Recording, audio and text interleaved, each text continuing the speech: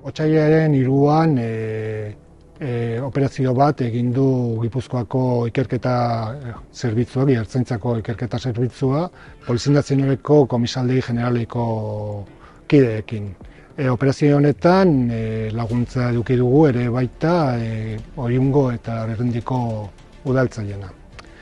Operazio hau egin da talde bortitz bat desegiteko, gazte talde bortitz bat, eta talde honek Madrilen eta kanpoan ere baditu erlazioak. Operazio honetan 5 atxilotuak izan dira, horietako 4 atxilotuak Gipuzkoan egin dira eta 5. Madrilen.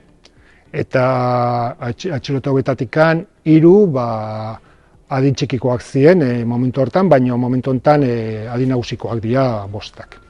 Talde honi talde bortitza bat osatzea leporatzen zaio eta lesioak egitea.